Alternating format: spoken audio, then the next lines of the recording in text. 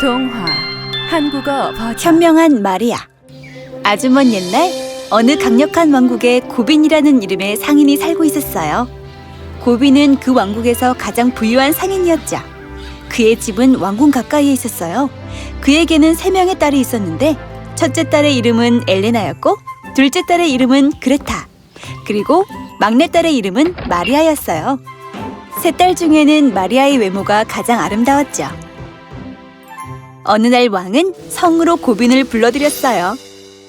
만나 뵙게 되어 영광입니다. 어서 오게 고빈, 반갑군요. 폐하께서는 어쩐 일로 저를 부르셨는지요? 그래요 고빈, 다름이 아니라 이번에 우리 왕국이 이웃 왕국과 아주 중대한 무역 거래를 하게 되었어요. 그래서 믿음직한 누군가가 물품을 그곳까지 안전하게 실어줘야 하는데 저는 그 사람이 바로 당신이 되었으면 좋겠다고 생각했거든요. 왕의 요청을 들은 고빈은 곧장 깊은 생각에 빠져들었어요. 왜냐하면 그는 단 한 번도 그의 딸들을 집에 혼자 내버려 둔 적이 없기 때문이죠. 무슨 문제 있으신가요 고빈? 왜 아무 말씀이 없으시죠? 아무것도 아닙니다 폐하. 다름이 아니라 제가 집을 비우게 되면 홀로 남게 될 제 아이들 생각을 하였습니다. 딸들이 잘 지낼 수 있을지 걱정돼서요. 그뿐입니다. 걱정하지 마세요. 떠나시고 나면 당신의 자식들은 나라에서 잘 보살펴주도록 할게요.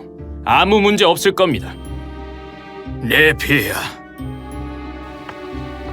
고빈은 딸들을 집에 남겨두고 떠나고 싶지 않았지만 그렇다고 왕의 부탁을 거절할 수는 없었어요. 그는 아이들에게 작별 인사를 하기 위해 집으로 돌아갔죠. 집에 있던 장미 화분 3개를 꺼낸 그는 딸들에게 각각 화분 1개씩을 나누어 주었죠. 그리고는 말했어요. 아빠가 일 때문에 잠시 집을 비우게 되었단다. 그동안은 절대 아무도 이 집에 들여서는 안 돼. 혹시 그러면 아빠는 이 화분을 통해서 다 알게 될 거란다. 아무 문제도 없을 거예요, 아빠. 저희 걱정은 마시고 잘 다녀오세요. 그렇게 고빈은 딸들과 작별 인사를 나누고 집을 떠났어요.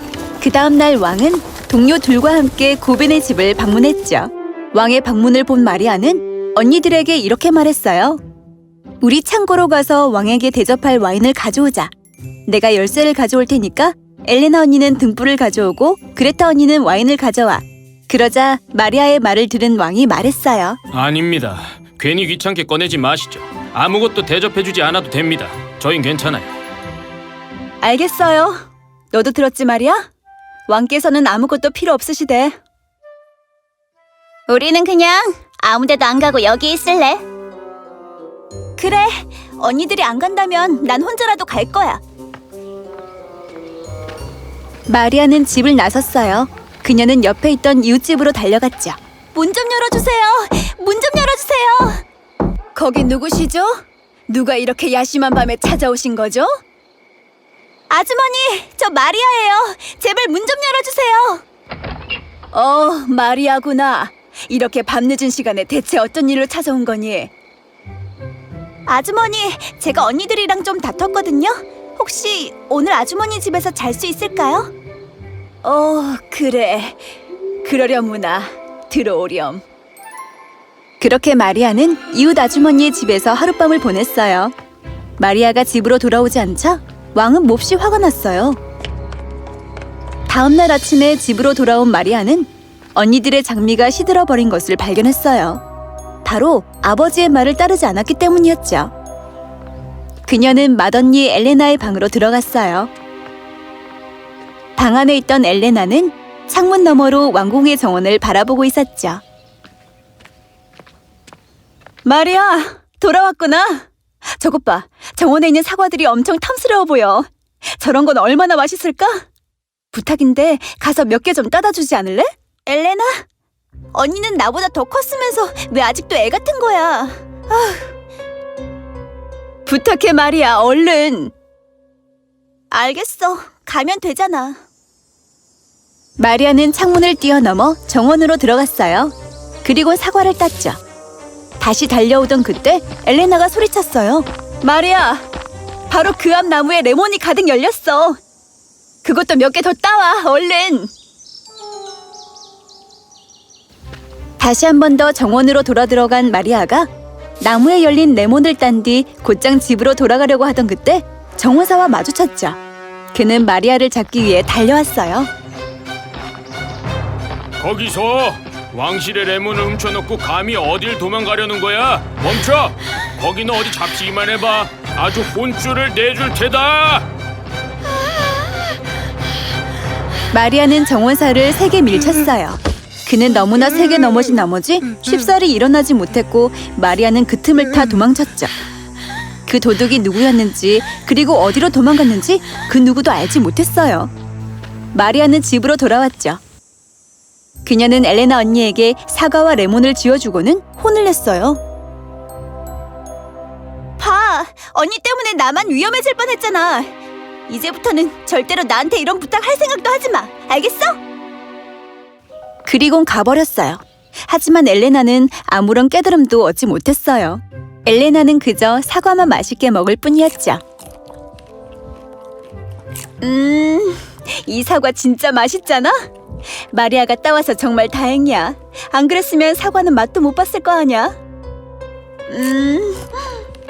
정원사도 참 불쌍해.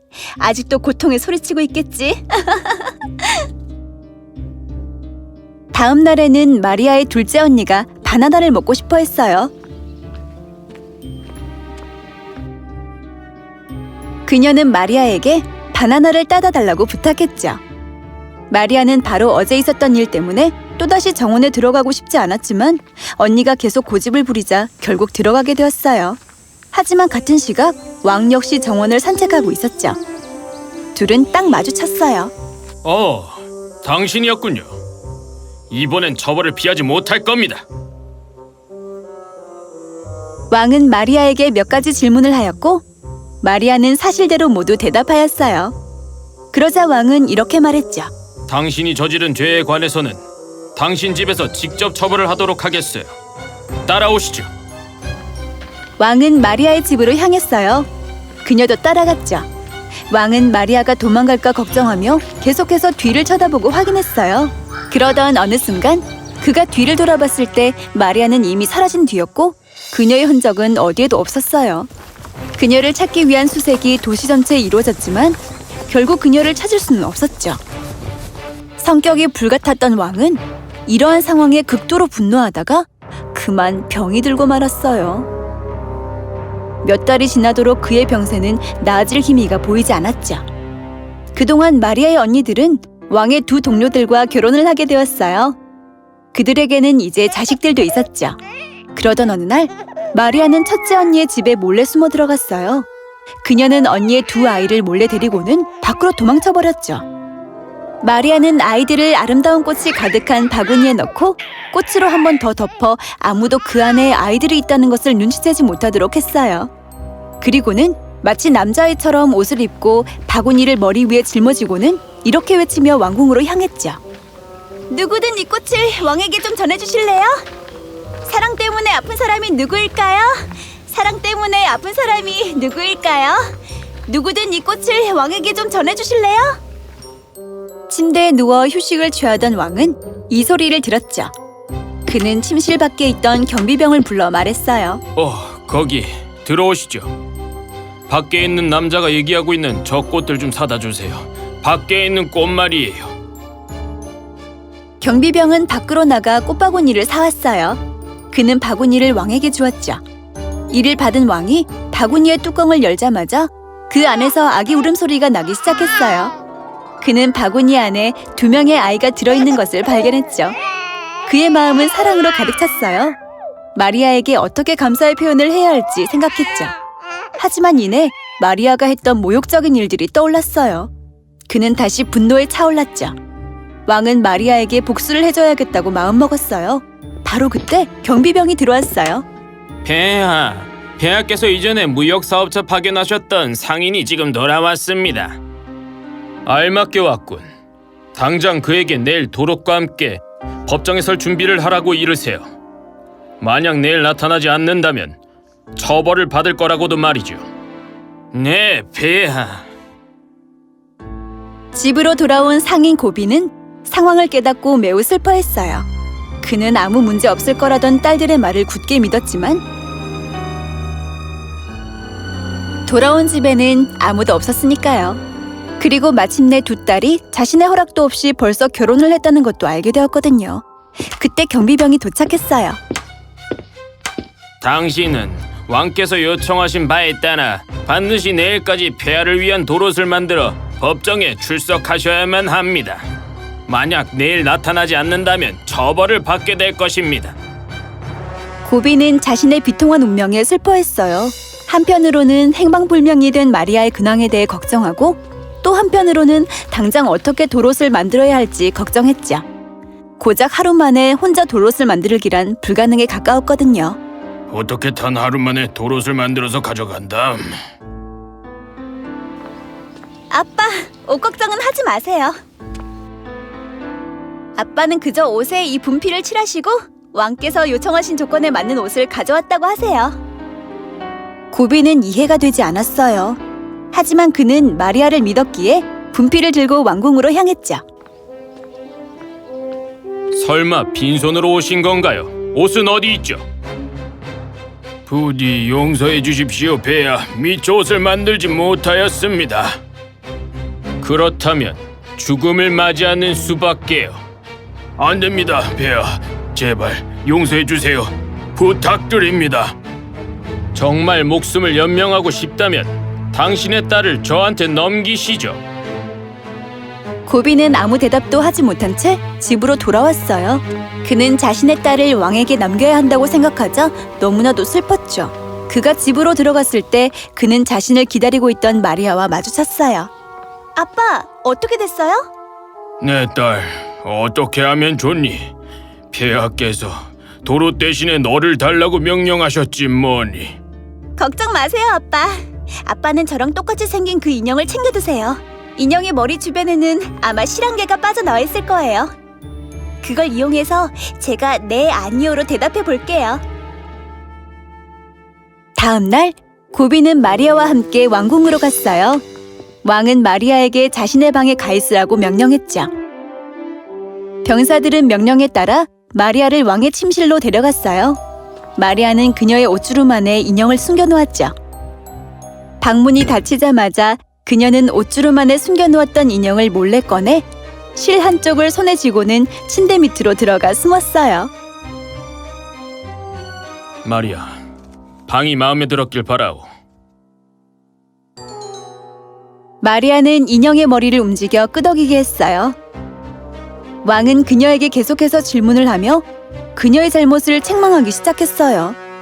마리아는 자신의 모든 잘못에 동의하며 고개를 끄덕였죠. 그러한 이유로 오늘 당신의 죽음을 명합니다. 왕은 칼을 꺼내 들고 마리아의 머리를 베어버렸어요. 머리가 바닥으로 떨어지던 그때 왕은 그녀가 자신의 발등에 키스를 하는 걸 느꼈죠. 죽는 순간에도 사랑을 보여주다니. 내가 무슨 일을 한 거죠? 내 두 손으로 직접 당신을 죽였으니 나는 더 이상 살아있을 이유가 없어요. 왕이 자신 스스로 머리를 베어버리려고 하자 숨어있던 침대 밑에서 나온 마리아는 왕과 뜨거운 포옹을 나누었어요. 그렇게 둘은 결혼하였고 평생을 행복하게 살았답니다.